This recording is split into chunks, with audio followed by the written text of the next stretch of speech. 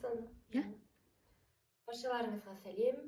Бүгін сіздермен мен бұл Шапағат. Мен бүгін сіздерге варус, яғни O-образный аяқты қалай массаж жасайтынын көрсетеміз. Варус, яғни мына аяққа қараған кезде O-образный деген сөз.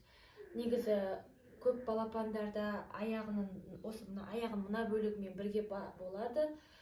Енді біздің баламыз 7 жасар болғандықтан және де басқа да себептермен өзінің патологиясына қарай мінекей мына жерге ғана тізеден кейінгі аймақта ғана O-образный болып тұр.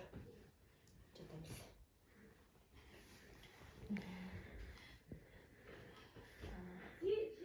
Жағып қойсайын.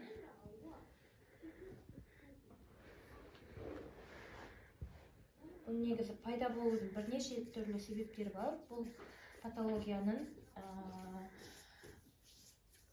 мысалға гипертонустың салдарынан болуы мүмкін, белгілі бір витаминдердің жетіспеушілігінен болуы мүмкін.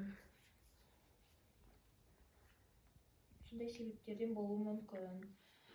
Бұл кезде біз, яғни мынау деформация бізде O-образный болып, сүйегі сыртқа шығыңқы болып тұрғаннан кейін, ең алдымен парафинді қойып, денесін сүйегін балқытып, одан кейін массажымызды бастаймыз. Массаж жасаған кезде, мынау деформация, яғни сүйегі сыртқа шығыңқы болып тұр. Біз оны қатты күш салып, ішке қарай кіргіздіреміз сүйекті.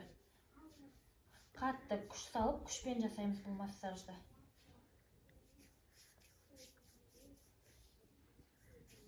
Кейбір балдарда осы керісінше X-образный, яғни вальгус болып келеді. Оның видеосын алдағы уақытта салатын боламын. Ходунокқа салып қояды кейбір мамашалар баланы. Ходунокқа мүлде салуға болмайды, содан да осындай аяқта деформациялар пайда болады. Өзім бір түрлі сөйлеттім ғой. Ялып қаласың. Айта берсін. Өз келеді ішіңнен. Шыға береді. Айта бер, бізде естіп отырамын. Бізде баламыз 7 жасар, уже енді 7 жасар балада курс 6-7 курсты қажет етеді. Ал негізінде бұл массажда 2-3 жасқа дейін массажда бұл патологияда 4 курсты қажет етеді. 4 курспен емдеп жазалады. Бір аяққа осындай күшті салып тұрып, мені қызартып тұрып, уқалаймыз. Және де бір аяққа бір 8-9 минуттай кетеді.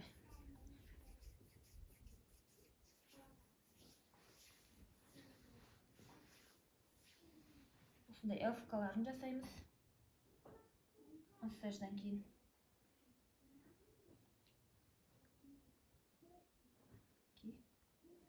Ішке қарай басқызамыз.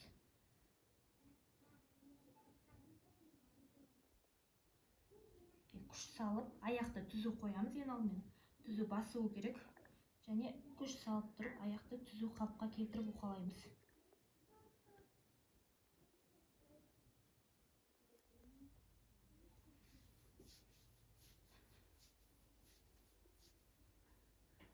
Мына жермен уқалаймыз, мына жермен күш саламыз.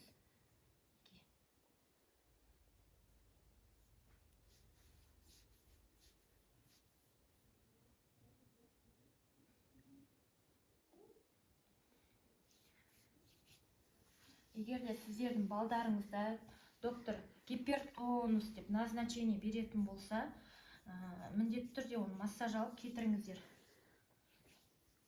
Және де ходунокқа балдарды мүлде салмаңыздар. Ходунокқа салғанның осындай зардаптары бар. Бұл тек бұны ғана, O-образный ғана қылып қоймайды, одан кейін бұл бала аяғын ішке басатын болады. Ішке басқаннан кейін, денесі қисық болғаннан кейін, балада сколиоз пайда болады. Сколиоздан кейін грыжа пайда болады, солай-солай кете береді. Кривошея болады, мойны қисықтық болады. Сол моментте, сол үшін балапандарды емдеп тастаңыздар. 2-3 жасқа дейін негізі массаж дейін.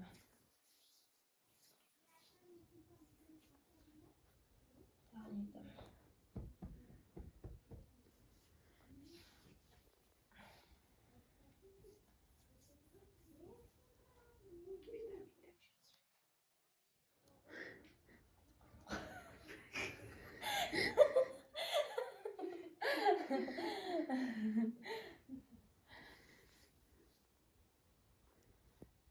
Осылай массаж жасаймыз. Балапандарыңыз ауырмасын, ем болсын. Келесі видеода кездескенше.